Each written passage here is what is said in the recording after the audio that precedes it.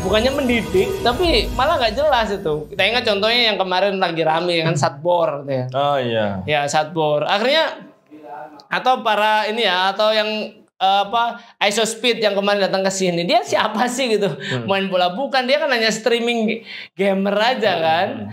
Nah, ya mereka akhirnya hanya menawarkan itu aja, dan anak-anak Gen Z itu tuh seneng gitu karena mereka melihat ini hiburanku. Kalau kita kan dulu kan televisi, ya ada banyak. Sedangkan Gen Z itu ya karena mereka dipaksa lebih dini mengenal itu, akhirnya mereka ya taunya itu, senengnya itu gitu.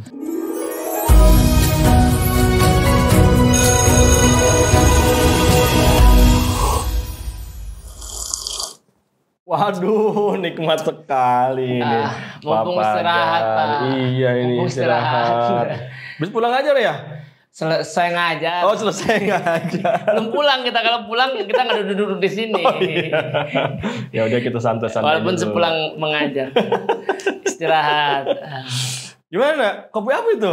Kopi tubruk, Pak. Oh, tubruk. Iya, saya pengen lebih nonjok ya. Harusnya espresso sih, tapi espresso nggak bisa tidur nanti. Ini nggak tahu nih, saya juga tadi dibawain aja ini. Sama ini ya, sama Ube ya. Iya. Ube kita canggih tuh bikin ini. Yanto bukan Yanti. Ini kopinya enak nih. Mantap. Saya baru kali ini nih kopi tanpa gula. Iya, Pak. Di rumah harus sering-sering minum kopi tanpa gula, Pak. Iya. Saya biasa minum kopi tanpa gula kalau di rumah. Supaya apa? Ya sambil liatin istri manisnya. Biar manisnya pas. Iya. Oke, Pak Fajar. Siap. Ini ada yang mau saya tanya ini. Apa? Kemarin tuh saya lihat satu konten di Instagram kalau nggak salah ya. Instagram. Itu ada cara menipu Gen Z. Saya nonton itu tuh di X, di Twitter. Di Twitter ada juga ya? Di Twitter ada. Jadi kayaknya kenapa ya Gen Z ini kok mudah sekali untuk kena gocek, gampang banget itu. Oh, tadi saya lihat ada tutorialnya. Jadi ada gambarnya apa saja, kemudian dikasih kotak, kemudian dikasih apa ya kayak watermark gitu ya, dari mana beritanya gitu. Langsung percaya. Padahal bisa jadi beritanya nggak ada. Beritanya nggak, itu jangankan berita terbaru ya. Yang lama-lama tuh, ingat nggak kita zaman kecil yang anak-anaknya dikutuk jadikan pari? Oh iya, dulu pernah. Itu Gen Z tuh banyak yang kena tuh, anak-anak pada cerita, Pak di kelas, Pak ada bener nggak Pak ada anak dikutuk jadikan pari? Saya bercandain aja, memang kalau antum sama emak antum itu bukan dikutuk, dituker jadi sama ikan pari itu. Sama ikan tuna.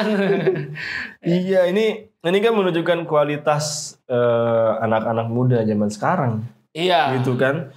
Dan kenapa anak muda zaman sekarang khususnya Gen Z itu sering jadi sasaran penipuan. Iya, gocekan informasi. Iya.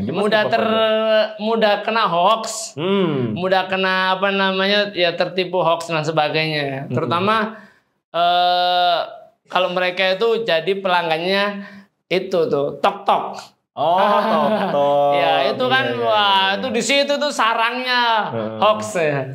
Ya jadi gimana ya, Pak? Jadi sebenarnya gini, kalau saya melihat ya semua generasi itu ya karena manusia itu sebenarnya sama. Cuma memang ada satu generasi yang sering disebut orang-orang Gen Z ini. Ini dalam pandangan saya, mereka ini orang yang kenapa mereka ini mudah tergocek oleh media, oleh ya akun-akun yang nggak jelas atau sesuatu yang informasi yang belum tentu kebenarannya, ya, adalah karena pola asuh sebenarnya. Jadi pola asuh mereka ini yang ya pola asuh kan bukan hanya orang tua ya, bukan hanya orang tua tapi juga lingkungan dan kondisi. Ya saya kalau melihat Gen Z ini kan mereka ini adalah mereka yang besar ya atau tumbuh di masa pandemi. Nah ini yang masa pandemi itu kan orang itu dipaksa untuk lebih melek teknologi. Nah, kalau Gen Y dan X gitu ya, terutama Gen Y ya, milenial itu kan mereka melek teknologi itu normal kan, jadi mereka itu ya mungkin di masa baru SMA atau kuliah ketika pemikiran mereka itu sudah dewasa gitu. Lah Gen Z ini tiba-tiba sekolah berhenti. ketika pandemi kan, terus kemudian dipaksa untuk semua-muanya harus online. Iya. Mereka terpaksa itu gitu. Ya, jadi Gen Z itu akhirnya mereka itu merasa bahwa mereka itu orang yang paling menguasai teknologi, tapi sebenarnya bukan menguasai, ya mereka itu justru dikuasai oleh teknologi gitu. Kalau zamannya kita dulu kan di gennya itu zaman milenial kita ya. Iya. Itu kan awal-awal kita kenal HP masih HP batu ya. Iya. Ya kan? Kita kenal internet itu, saya kenal internet justru ketika kuliah. Mulai kenal internet, kenal Google ya. Ya memang ada rasa ingin tahu ya. Saya ingin tahu, namanya juga kita berselancar di dunia maya gitu. Kita ingin mengeksplor, tapi kan waktu itu kita sudah dewasa, kita sudah paham rambu-rambu kesusilaan dan sebagainya, sudah tahu mana yang benar dan salah. Nah, anak-anak ini kan mereka itu seperti itu. Jadi Gen Z itu secara mentalnya itu terus ditambah mereka itu kan rata-rata di usia itu ya, plus mereka banyak Gen Z itu yang waktu pandemi itu mereka sudah di kelas 6. Antara kelas 6, 9 dan 12 gitu ya. Ya, mereka itu kan ulangan di generasi sebelumnya kan ketika menghadapi ujian akhir itu kan sudah bener-bener harus siap dan sebagainya lah. Sedangkan mereka ini ketika pandemi itu kan ujian itu nggak ada. Sehingga membuat mental mereka ini mental gampang, mudah gitu. Nanti juga lulus. Padahal setelah pandemi ya kurikulum pendidikan berubah lagi seperti sebelum pandemi. Akhirnya kita lihat mental Gen Z itu tadi mudah kegocek, mudah ini karena mereka selalu menganggap bahwa semuanya mudah, semuanya bisa diatasi. Padahal dunia itu tidak seperti itu gitu loh. Tidak semudah bayangan mereka. Nah itu kalau menurut Pak Fajar nih ada mungkin bisa dibilang polanya nggak dalam nipu anak-anak Gen Z ini kan? Kalau tadi kan saya contohin ya ketika di konten itu ya ada seperti itu, atau ada pola-pola yang lain yang dipakai untuk nipu anak-anak Gen Z ini. Jadi di era Gen Z ini muncul nanti, kalau dulu zaman kita kan pekerjaan itu kan ya jelas di kantor dan sebagainya kan. Sekarang kan muncul YouTuber atau orang-orang yang bekerja di media maya gitu kan. Ya, terus kemudian semua orang bisa jadi wartawan, menjadi jurnalis itu ya, jurnalis dengan YouTube dan sebagainya. Walaupun tidak semuanya juga memberikan kebenaran gitu ya. Banyak orang-orang yang akhirnya justru malah mewartakan sesuatu yang nggak jelas, hoax. Ya ini, nah mereka ini akhirnya jadi supaya untuk meningkatkan engagement kalau bahasanya itu. Kalau bahasa Indonesianya itu untuk meningkatkan nilai mereka gitu ya, supaya terkenal dan supaya mereka bikin sesuatu hal-hal yang ya bukannya mendidik tapi malah nggak jelas itu. Kita ingat contohnya yang kemarin lagi rame kan Satbor gitu ya. Oh iya. Ya Satbor. Akhirnya atau para ini ya, atau yang Isospeed yang kemarin datang ke sini. Dia siapa sih gitu? Main bola bukan, dia kan hanya streaming gamer aja kan. Nah, yang mereka akhirnya hanya menawarkan itu aja. Dan anak-anak Gen Z itu seneng gitu karena mereka melihat ini hiburanku. Kalau kita kan dulu kan televisi gitu ya. Ada banyak, sedangkan Gen Z itu ya karena mereka dipaksa lebih dini mengenal itu, akhirnya mereka ya taunya itu, senengnya itu gitu. Nah, terkadang orang-orang ini mereka yang berkreasi di situ mereka nggak bertanggung jawab. Ya mereka nyebarin aja asal follower saya naik, asal ini saya naik, asal saya dapat monetisasi besar dari YouTube, dari TikTok dan sebagainya. Nah, mereka nggak peduli gitu. Mereka ini lebih jahat dibandingkan dulu zaman kita kan televisi ya. Banyak dulu para psikolog zaman kita kecil itu kan televisi bahaya buat Anda. Ini lebih jahat lagi karena tidak ada pengontrolnya. Tidak ada, ibaratnya kalau televisi kan masih ada timnya. Mereka mau menayangkan apa dan sebagainya. Sedangkan medsos ini nggak ada gitu. Jadi ditambah kemudian media sosial, kemudian dunia maya ini juga menawarkan tadi ya kemaksiatan, mulai dari judi online, terus kemudian perzinahan. Ya ini banyak gitu kan, akun-akun yang ya kadang-kadang kita aja kadang-kadang buka Google itu tiba-tiba muncul iklan judi online, merebak di mana-mana. Lah bagi Gen Z yang mereka ini juga kadang-kadang ya penasaran tapi tidak punya ini. diklik. Dianggapnya main game. Ya bukan main game, padahal judi online gitu loh. Ya akhirnya inilah yang terjadi. Jadi bukan hanya hoax tapi juga tadi ya kejahatan judi online, terus kemudian bahkan sampai banyak yang kasus-kasus misalnya anak-anak perempuan itu terjebak dalam perdagangan manusia sampai seperti itu. Jadi belum lagi juga nanti budaya-budaya yang tidak pantas ya. Mereka melakukan ini itu dengan kan ada dulu kasus di Jawa Timur atau di mana itu ya. Jadi ada beberapa sekelompok anak itu tiba-tiba mereka itu telanjang terus kemudian mengecat tubuhnya seluruhnya itu dengan hijau, dengan cat hijau terus joget-joget di perempatan jalan, dikira orang gila. Ternyata itu tantangan katanya dari TikTok atau apa gitu loh. Saya dalam hati, ya ini orang. Nah, ini Pak Fajar. Udah banget tuh. Kalau saya lihat fenomenanya itu, jadi anak-anak Gen Z, anak-anak muda sekarang itu cenderungnya jadi followers, jadi pengikut terus gitu. Iya. Nggak jadi nggak jadi trendsetter yang bisa diikuti kebaikannya gitu. Kayak maksudnya tadi yang ISOSpeed ya. Kayaknya tuh seneng banget kalau ketemu sama dia bisa selfie, bisa ngomong pakai bahasa Indonesia gitu kan. Nah itu ini kan menunjukkan bahwa kualitas pemuda di negeri ini tuh ya sangat rendah dibanding negara-negara lain gitu. Iya. Jadi fenomena follower itu sebenarnya sudah melanda anak-anak remaja kan. Remaja itu kan pasti baik apapun generasinya gitu ya. Baik termasuk Gen Z itu. Cuma kan zaman kita kan dulu juga kalau ketemu misalnya artis anak-anak cewek kalau ketemu FC ya F4. Nah, itu kalau dulu itu cenderungnya kan mereka pada ganteng-ganteng. Iya. Ya kan kalau kayak misalnya ISOSpeed ya kan.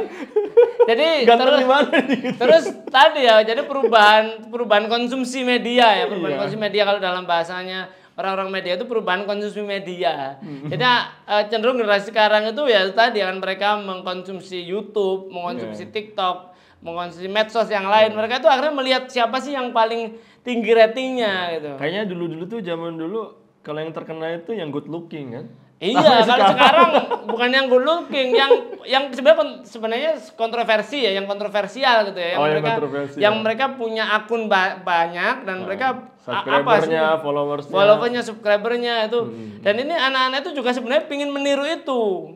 Kalau dulu kan kita pengen jadi FC ya susah lah gitu ya, dari mana gitu. Muka pas-pasan gitu. Saya masih ingat saya disorakin satu sekolah ketika nyamper-nyamper jadi FC waktu itu.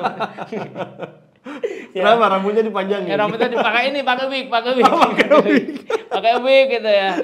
Ya, wignya udah ini sih udah FC banget tapi mukanya ISOSpeed gitu. Ya kan aneh gitu. Jadi disuruh turun sama cewek-cewek, turun gitu ya. Ya. Nah, sedangkan sekarang kan itu menawarkan itu ya. Jadi anak-anak itu sebenarnya berlomba untuk menaikkan itu ya. Apalagi kemudahan di TikTok dan sebagainya. Nah, inilah masalahnya di negeri kita ini. Pasca pandemi itu kita melihat bahwa pendidikan kita itu masih kalau dikatakan jalan di tempat ya sebenarnya itu sudah beruntung ya, tapi pendidikan kita itu mundur. Iya. Jadi apa sih yang sebenarnya kalau dalam tolak ukur pendidikan modern itu kan gampang sebenarnya. Nilai PISA kita naik nggak gitu? Kan setiap negara itu dilihat dari nilai PISA. Ya nilai PISA kita itu masih di bawah di level Asia Tenggara saja. Level Asia Tenggara itu kita paling rendah. Kita tuh masih di bawah kita tuh setara dengan Vietnam. Ya bahkan Vietnam itu di atas kita sedikit. Ya kalau sepak bola oke lah kita bangga di atas Vietnam. Tapi kalau PISA ini kita di bawah Vietnam itu. Apalagi kita tuh setara dengan Kamboja, Timur Leste. Ya kita masih kalah dengan Singapura, dengan Malaysia, dengan Brunei Darussalam, dengan Thailand itu kalah kita. Padahal PISA itu sebenarnya hanya 2 saja.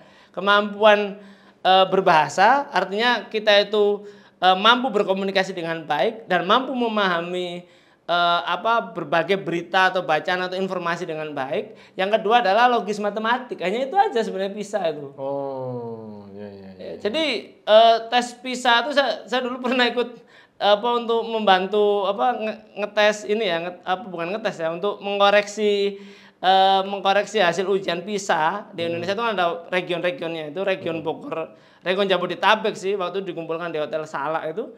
Ternyata soalnya itu ya jadi bukan pakai bahasa asing tapi bahasa lokal, bahasa mayoritas bahasa Indonesia kan. Soalnya itu hanya 3 Pak, esai itu. Itu nilainya banyak yang itu sebelum pandemi ya.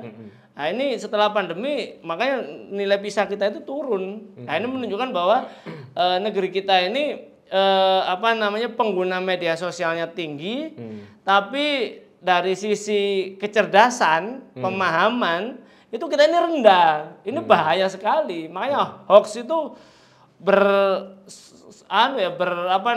bertebaran di sekitar kita. Bukan hanya golongan boomer dan Gen X yang mudah kena hoax, Gen Z pun itu banyak yang kena hoax. Kalau boomer kan orang tua dia, percaya gitu.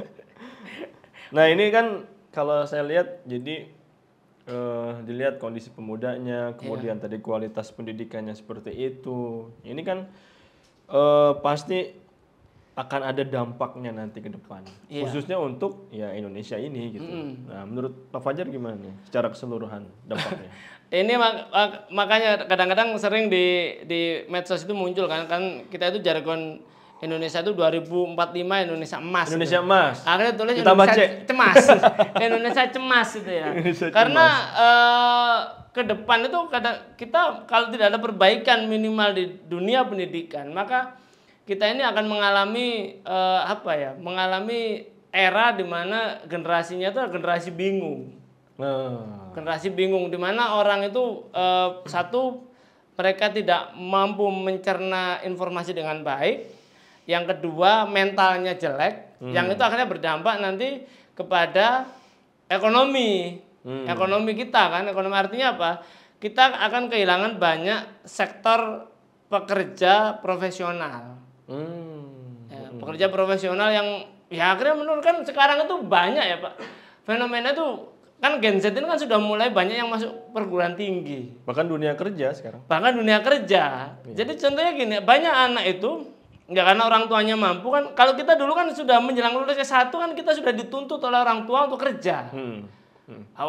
Saya dulu kalau sudah siap mengajar di mana itu kan saya bahkan sebelum lulus udah kerja. Iya, saya tuh ngajar itu sebelum, alhamdulillah sih dapat karena waktu itu keinginan saya sudah bilang ke orang tua saya nggak ingin ngajar dulu, udah capek di sekolahan itu, bertahun-tahun sekolah wae gitu kan. Sebenarnya jadi guru di sekolah wae, tapi kemudian dapat kerjaan jadi guru. Akhirnya juga muncul niatan nikah kan, berkeluarga gitu. Ya orang tua makin maksa gitu. Kalau ente berkeluarga ya kerjanya serius gitu. Nah hari-hari ini tuh banyak anak-anak itu yang saya menemui kemarin ada teman itu cerita ketemu mahasiswa S2 salah satu perguruan tinggi negeri terbaik lah di Indonesia ya. Dia bilang ini anak S2 itu dia nggak tahu tujuan hidupnya. Setelah S2 mau gimana? Nggak tahu Mas. Kerja seperti apa? Nggak tahu, nggak terbayang.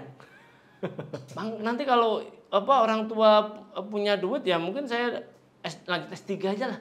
Saya dalam hati, nanti S3-nya akhirnya abal-abal itu. Lebih parah dibandingkan petinggi partai kemarin yang S3 itu.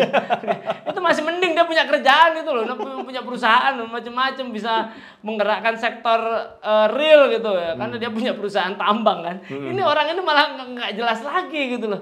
Saya terus ngapain tuh? Ini nanti akan menghadapi seperti itu gitu loh. Ya saya bayang aneh juga gitu ya. 100 tahun yang lalu itu, 1 abad yang lalu Indonesia itu dipenuhi anak-anak muda yang punya pemikiran untuk memerdekakan negeri. Nah ini memerdekakan hidupnya aja nggak jelas gitu loh. Akhirnya ya kita bisa melihat ya nasib bangsa kita mungkin ya kalau masih utuh aja masih mending gitu. Kalau terpecah belah ya malah kacau gitu ya. Iya. Ya ini kalau menurut Pak Fajar dari perspektif Islam nih. Sebenarnya kita memandang ini kan sebenarnya Gen Z ini kan ya SDM negeri ini Pak Fajar, ya enggak? Yang harus juga kita perhatikan agar nanti mereka juga yang meneruskan, ya kan, meneruskan generasi kita gitu. Nah menurut pandangan Islam tuh kayak gimana Pak Fajar? Berkaitan dengan kualitas SDM, terkait juga dengan kalau tadi ya mudah sekali ditipu kayak gitu kan. Nah, terkait dengan kejujuran gitu ya. Nah, itu seperti apa Pak Fajar? Ya inilah yang menjadi harapan kita ke depan itu, karena kita ini masih menjadi bangsa muslim. Bangsa muslim yang perasaannya itu masih tinggi lah gitu ya. Dan ini sebenarnya menjadi PR kita para guru gitu ya. Nah, ini saya menarik beberapa waktu yang lalu tuh saya melihat podcast di salah satu akun YouTube itu. Kebetulan pembicaranya itu orang Indonesia, namanya Pak Ismail Fajri Alatas. Beliau ini dosen peradaban Islam di New York University. Nah, dia tuh cerita seperti ini. Jadi peradaban Islam itu adalah peradaban yang intinya itu, kenapa peradaban Islam dulu itu tangguh banget? Karena inti peradaban Islam itu society kata beliau, dalam arti kita itu jamaah. Sangat mementingkan jamaah. Sampai dia kemudian mengutip ucapannya Albert Einstein. Albert Einstein itu pernah berkata, jadi kalau Anda seorang diri ingin membangun rumah, maka hasilnya adalah sebuah reruntuhan. Karena Anda nggak bisa bangun rumah sendirian. Nah, di Islam itu seperti itu. Dan intinya itu menariknya jadi gini. Di Islam itu, masyarakat Islam itu mereka tidak butuh orang cerdas. Karena secerdas apapun Anda tidak akan bisa menjadi orang yang hebat. Karena kunci menjadi orang hebat itu bukan kecerdasan, tapi Anda menjadi orang baik, orang solih. Nah, dan kunci jadi orang solih itu apa? Kalau Anda ingin jadi orang solih, tidak ada lain dan tidak bukan harus berteman dengan orang-orang solih. Nah, itu kan kayak ingat kalau kita dulu waktu kecil itu kan salawatan tombo hati itu kan, obat hati. Yang nomor 3 itu kan wong kang soleh kumpulon, bersahabatlah dengan orang solih. Jadi itu inti peradaban Islam sebenarnya. Jadi jamaah ya. Apa? Berjamaah ya. Berjamaah, karena itu akan menjadi kebaikan. Nah, inilah yang sebenarnya bayangan saya itu para guru itu, apalagi seorang guru muslim yang punya kesadaran itu adalah minimal mengajak atau punya visi menjadikan murid-muridnya itu menjadi orang yang solih, orang baik. Karena dengan itu ya ketika mereka solih, berkumpul dengan orang yang solih, jadi satu frekuensi dan mereka itu akan menjadi orang hebat. Secerdas apapun mereka, sekualitas. Ya kita tahu sahabat itu kan macam-macam kualitasnya. Ada Umar, ada Bilal, tapi mereka menjadi sosok yang hebat kan, memunculkan peradaban Islam yang luar biasa gitu. Jadi sebenarnya ini harus menjadi titik poin yang harusnya menjadi prinsip bagi seorang muslim kan? Iya. Ya kan? Yang dia itu harus menjaga integritasnya, kualitasnya gitu bagi seorang muslim gitu. Iya. Kan? Dan berkumpul dengan orang-orang soleh itu ya, untuk para pemuda sekarang itu justru menguatkan itu. Iya. Gitu ya. Iya, jadi kita hari ini kan kita berharap pada siapa? Dunia sedang dikepung oleh kapitalisme global. Negara sudah mulai lalai dengan pendidikan, bahkan dengan visi yang dulu diberikan oleh cita-cita bapak bangsa kita kan, mencerdaskan kehidupan bangsa itu sudah kayak nggak ada gitu. Maka ya sebenarnya ruang terkecilnya adalah sekolah. Kalau sekolah pun tidak punya visi dan misi, ya guru. Guru inilah yang menjadikan murid itu menjadi orang-orang yang solih gitu. Nah sekarang Pak Fajar kita bicara solusi nih. Ya. Apa yang bisa dilakukan oleh para Gen Z ya agar mereka itu ya bisa peka gitu. Nah ini ternyata ini tipuan nih, gitu kan. Kemudian ternyata ini berita yang seharusnya bisa dikonsumsi seperti itu. Iya, Gen Z itu mereka selama ini merasa bahwa mereka itu mampu mendapatkan informasi sebanyak-banyaknya. Nah, kita harusnya memberikan kesadaran kepada para Gen Z, tidak semua informasi itu boleh kita ambil. Jadi kita tentukan arahnya. Nah, inilah yang kita harus munculkan di Gen Z. Selektif. Paham, sadar rambu-rambu. Ya ibaratnya Anda tahu lah jalan ke Jakarta lewat mana aja, tapi kan nggak semuanya harus dilewatin kan. Betul. Harus tahu mana naik angkot yang mana, naik KRL atau naik apa itu harus. Inilah yang guru itu mengarahkan itu. Nah, jadi Gen Z itu seperti itu dan itu ya apa namanya kita harus mengubah pola pikirnya, mindsetnya Gen Z itu yang paling utama itu mindsetnya diubah. Baru ketika mindset mereka berubah, mereka itu akhirnya menjadi sosok yang benar-benar lurus itu bisa itu kita arahkan. Kalau saran Pak Fajar nih untuk pemerintah kayak gimana nih? Saya kalau apalagi sekarang katanya sekarang kan iya, ganti menteri dan pasti ganti kurikulum ini ya, ganti kurikulum. Oh iya, kemarin itu apa sabar Pak Ageng. Kemarin apa namanya? Iya, katanya mau ganti kurikulum ya. Iya. Zonasi katanya dievaluasi dan segala macam. Sampai ada teman saya bilang, "Wah, Pak Ageng capek-capek PPG gitu kan, mau ganti apa namanya? Ganti kurikulum." Ganti kurikulum. Iya, jadi memang ya ini sudah masalah dari dulu ya. Jadi saya itu kadang-kadang kesel juga. Malaysia itu kenapa bisa seperti itu? Karena Malaysia itu punya kurikulum baku yang nggak boleh diubah setelah 20 tahun. Gitu ya? Iya. Malaysia. Ganti menteri, bahkan negara sedang mengalami revolusi sekalipun mereka tidak akan mengganti kurikulum. Kan kemarin Malaysia beberapa kali mengalami goncangan politik kan. Mereka nggak akan ganti kurikulum. Nah, setelah 20 tahun dievaluasi, kurikulum baru. 20 tahun lagi. Kalau di sini ganti menteri ganti kurikulum, tapi kalau ini pasti ganti kurikulum ya gimana lagi? Yang katanya kurikulumnya prototipe apa kalau salah. Iya, dari dulu kan menteri pendidikan itu guru. Ini kan sebelumnya menteri pendidikannya tukang ojek ya gitu lah.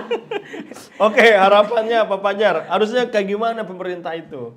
Biar anak-anak kita ini yang Gen Z ini nggak mudah ketipu. Iya, kalau bagi saya kalau kita tidak bisa mengharapkan lagi pemerintah, ya kita lah garis depan terakhir gitu loh. Garda terdepan. Garda terdepannya itu kita sebagai para guru. Ya tadi, jadi guru tuh harus punya visi misi, minimal menjadikan anak-anaknya solih gitu loh. Nah, cakep. Minimal menjadikan anak-anak itu punya mindset pemikiran Islam bahwa ya kita kan muslim ya, guru muslim, murid-muridnya muslim itu. Mereka harus tahu jadi diri mereka ya minimal tahu bahwa mereka itu manusia yang diciptakan Allah untuk menjadi khalifatullah fil ard lah. Itu aja sebenarnya. Oh, cakep. Ya makanya saya tuh selalu terbayang betul kalau generasi dulu tuh jamaah tuh ya. Ya yang penting antum jadi orang baik lah. Buktinya sahabat itu ada Umar, ada Abu Bakar, ada Ali bin Abi Thalib, tapi ada Bilal yang mantan budak. Ada siapa namanya? Ada Zaid bin Haritsa. Tapi mereka akhirnya membangun sebuah peradaban yang sampai hari ini orang-orang barat pun mengaku ini peradaban paling hebat. Dunia modern sekarang nggak akan ada seandainya tidak ada peradaban Islam. Oke, Pak Fajar. Sama-sama. Kopinya udah habis belum? Belum sih, ini mau masuk. Panggil-panggil kok. Pak kurikulum Pak masuk Pak. Belum Pak, belum dibel, sabar. Iyalah, nanti kita lanjutin lagi nih bincang-bincang kita ya, ngobrol-ngobrol kita. Terima kasih Pak Fajar. Sama-sama.